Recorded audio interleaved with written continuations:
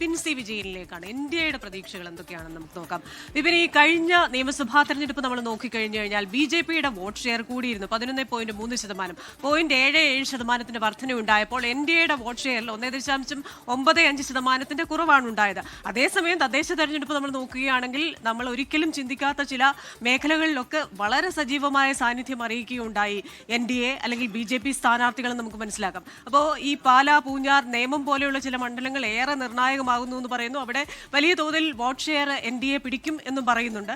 അതേസമയം തന്നെ ഈ സ്വിംഗ് കോൺസ്റ്റിറ്റ്യുവൻസികളിൽ ഏറെ നിർണായകമാകാവുന്ന വോട്ടുകൾ അത് എങ്ങോട്ട് പോകുമെന്ന ചോദ്യവുമുണ്ട്. NDA ക്യാമ്പിന്റെ പ്രതീക്ഷ എന്താണ്? അതെ ക്രിസ്റ്റീന, 20% വോട്ട് ഷെയറിലേക്ക് ഉയരുക എന്നുള്ളത് തന്നെയാണ് BJP ഇപ്രാവശ്യം ലക്ഷ്യമിട്ടത്. അതിലേക്ക് കടക്കാൻ കഴിയുമെന്നുള്ളത് NDA ക്യാമ്പ് ഇപ്പോൾ വലിയ ആത്മവിശ്വാസം പുലർത്തുകയും ചെയ്യുന്നു. ഒരു 7 സീറ്റെങ്കിലും കേരള നിയമസഭയിൽ പിടിക്കുക, ഒപ്പം തന്നെ 15 സീറ്റുകളിൽ 2ാം സ്ഥാനത്തെത്തുക. ഇതാണ് BJP ഇപ്പോൾ പ്രതീക്ഷിക്കുന്ന ഒരു വിജയ കാര്യമുള്ളത്. കാരണം എക്സിറ്റ് പോൾ ഫലങ്ങൾ കൂടി വന്നപ്പോൾ അത്യാഹ്ലാദത്തിനുള്ള എല്ലാ വകയും NDA ക്യാമ്പിൽ ഉണ്ട് എന്നുള്ളതാണ് വസ്തുത. കാരണം ഒരു 5 മുതൽ 7 സീറ്റുകൾ വരെയാണ് പരമാവധി ഒരു ഹാർഡ്കോർ BJP അണികളോ അല്ലെങ്കിൽ നേതാക്കളോ വരെ പ്രതീക്ഷിച്ചിരുന്നത് എന്നുണ്ടെങ്കിൽ അത് 10 ആകുന്നു, 11 ആകുന്നു, 14 സീറ്റുകൾ വരെ പറയാവുന്ന ഒരു രീതിയിലേക്ക് വരുമ്പോൾ ഞെട്ടൽ സത്യത്തിൽ NDA ക്യാമ്പിലാണ് ഉണ്ടായിരിക്കുന്നത്. കാരണം അവർ പോലും പ്രതീക്ഷിക്കാത്ത അത്രയും വലിയ ഒരു താമരക്കൂട്ടമാണ് കയ്യിൽ വെച്ച് കൊടുക്കുന്നത്. ഇതിൽ പ്രധാനമായും പറയുന്നത് ഇപ്പോൾ നിയമവും കഴക്കൂട്ടവും ലഭിക്കുമെന്നുള്ളത് ഏറെക്കുറെ അവർ തന്നെ ഒരു ആത്മവിശ്വാസം ബൂത്ത് തല കണക്കെടുത്തതിന് ശേഷം പറയുന്നുണ്ട്. അതിനപ്പുറത്തേക്ക് തിരുവനന്തപുരം, കാട്ടാക്കട, മഞ്ചേശ്വരം, പാലക്കാട് തുടങ്ങിയവ ഒരു കിട്ടാനുള്ള ഒരു സാധ്യതാ ലിസ്റ്റിലായിരുന്നു. അതായത് ഒരു 90% അതൊക്കെ ലഭിക്കാവുന്ന ഒരു സീറ്റായിട്ടും കണക്കാക്കുന്നു.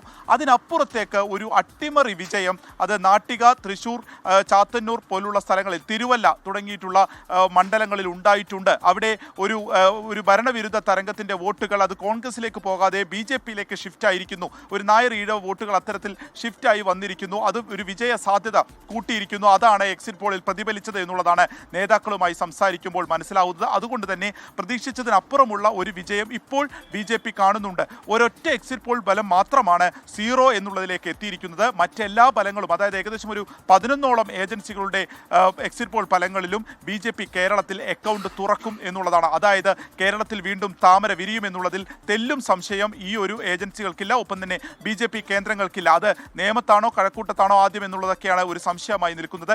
നേമത്ത് രാജീവ് ചന്ദ്രശേഖർ നേരിട്ടിറങ്ങുന്നു, ഒപ്പം തന്നെ 3 മുൻ സംസ്ഥാന അധ്യക്ഷന്മാർ രംഗത്തിറങ്ങുന്നു, കേന്ദ്രമന്ത്രിമാർ മത്സരിക്കുന്നു.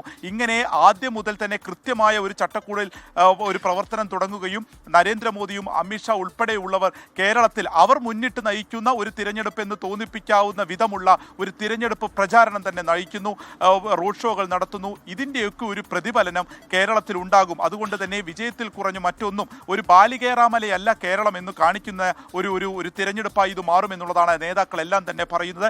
അതിനെ ഏറെക്കുറെ ശരിവയ്ക്കുന്ന ഒരു കണക്ക് ഈ എക്സിറ്റ് പോളിൽ കൂടി വരുമ്പോൾ ആത്മവിശ്വാസം, പ്രതീക്ഷ ഇപ്പോഴും BJP ക്യാമ്പിനുണ്ട്. സ്വാഭാവികമായിട്ടും ഇതിലെന്തെങ്കിലും ഒരു തിരിച്ചടി ഏതെങ്കിലും ഒരു ഘട്ടത്തിൽ ഉണ്ടാവുകയാണെങ്കിൽ അത് കേരള BJPയിൽ തന്നെ വലിയ ചലനങ്ങൾക്ക്, രാഷ്ട്രീയ ചർച്ചകൾക്ക് വഴിവെക്കും. കാരണം സ്വയം ഒരു സ്ഥാനാർത്ഥി പ്രഖ്യാപനം നടത്തിക്കൊണ്ടായിരുന്നു നേമത്ത് അധ്യക്ഷൻ രാജീവ് ചന്ദ്രശേഖർ തന്നെ മത്സരിക്കാനായി എത്തിയത്. അപ്പോൾ സ്വാഭാവികമായിട്ടും ഒരു പരാജയം എന്തെങ്കിലും ഒന്ന് സംഭവിക്കുകയാണെങ്കിൽ അത് വലിയ ചർച്ചകൾക്ക് ഇടവരുത്തും. പക്ഷേ ഇപ്പോഴത്തെ കണക്കിൽ അവർ 6 സീറ്റുകളിൽ കുറഞ്ഞ് മറ്റൊന്നും തന്നെ പ്രതീക്ഷിക്കുന്നില്ല. അവിടെ വലിയൊരു വിജയം തന്നെ BJP കാണുന്നു. അങ്ങനെ നിയമസഭയിലെ കറുത്ത കുതിരകളാവുക എന്നുള്ള അവർ ആദ്യം മുതൽ തന്നെ പറയുന്ന ഒരു ചൊല്ല് അതിലേക്ക് എത്തും എന്നുള്ളതാണ് ഈ ഘട്ടത്തിൽ അവരുടെ ക്യാമ്പ് പൊതുവെ പ്രതീക്ഷിക്കുന്നത്. മധ്യ കേരളത്തെ സംബന്ധിച്ച് 2020 ഏകദേശം 20 സീറ്റുകളോളം മത്സരിച്ചതാണ്. അതിനെത്രത്തോളം ഒരു ചലനം ഉണ്ടാക്കാൻ കഴിയും എന്നുള്ളതും വലിയ ഒരു രാഷ്ട്രീയ ചോദ്യമായി തന്നെ നിൽക്കുകയാണ്. വിപിൻ, ഇത് പറയുമ്പോൾ തന്നെ KG മാരാർ ഭവനിൽ നിന്ന് BJP സംസ്ഥാന അധ്യക്ഷൻ രാജീവ് ചന്ദ്രശേഖർ പുറത്തിറക്കിയ ആ ഒരു വാർത്താക്കുറിപ്പ് കൂടെ നമുക്ക് ലഭിക്കുന്നുണ്ട്. അദ്ദേഹം പറയുന്നു, ഇടത് വലതു മുന്നണികളെ കേരളം പരീക്ഷിച്ചു മടുത്തു കഴിഞ്ഞു. അതുകൊണ്ട് തന്നെ NDAയെയും BJPയെയും ഒരു മൂന്നാമത്തെ രാഷ്ട്രീയ കക്ഷിയായി കേരളം കരുതാൻ തുടങ്ങിയിട്ടുണ്ട്.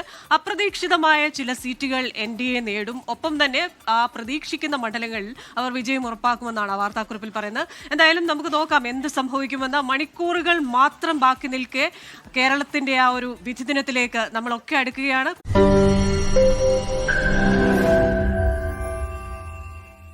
ലോകത്തെവിടെയായാലും ഏത് സമയത്തും 24 വാർത്തകളും ഓഗ്മെന്റഡ് റിയാലിറ്റി പാക്കേജുകളും എക്സ്പ്ലെയിനറുകളും വിശദമായി കാണാൻ ഞങ്ങളുടെ യൂട്യൂബ് ചാനൽ നിങ്ങൾക്ക് സബ്സ്ക്രൈബ് ചെയ്യാം.